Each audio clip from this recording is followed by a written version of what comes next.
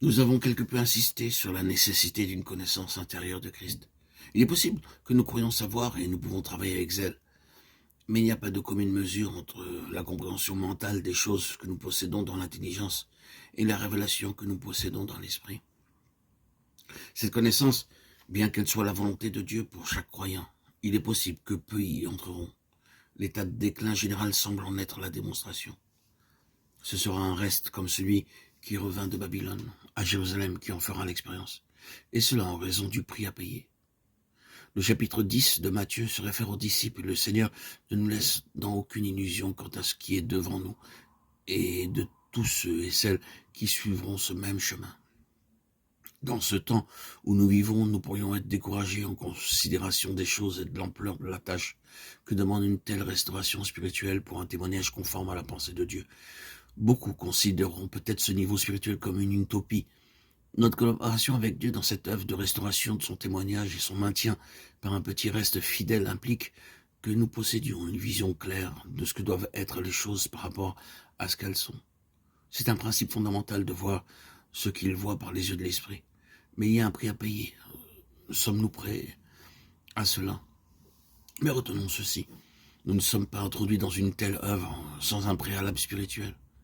Dieu travaille en nous alors que nous n'en savons le pourquoi.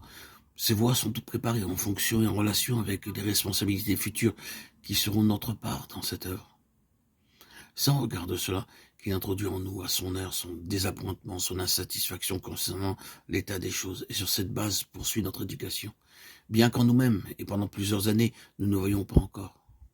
Son intention, ni notre part spécifique dans son plan, c'est de cette façon, et par son fardeau introduit en nous, que le travail d'enfantement commence et se poursuit avec ce sens d'insatisfaction qui ne cesse de grandir en raison des choses telles qu'elles sont et qui ne peuvent satisfaire le cœur de Dieu.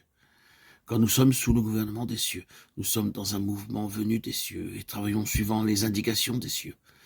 Travailler avec Dieu dans son œuvre afin qu'il possède ce peuple qui lui appartient en propre, qui soit son exclusive propriété, son trésor particulier et coûteux. Mais c'est une grande chose d'être avec lui dans une telle œuvre.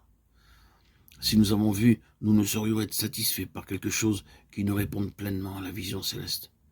Christ introduit en plénitude dans son corps pour que l'Église soit cette révélation de lui-même, un ordre céleste parfait. C'est de lui et grâce à tous les liens de son assistance que tout le corps bien coordonné et formant un solide assemblage tire son accroissement selon la force qui convient à chacune de ses parties et s'édifie lui-même dans l'amour. Éphésiens 4,16.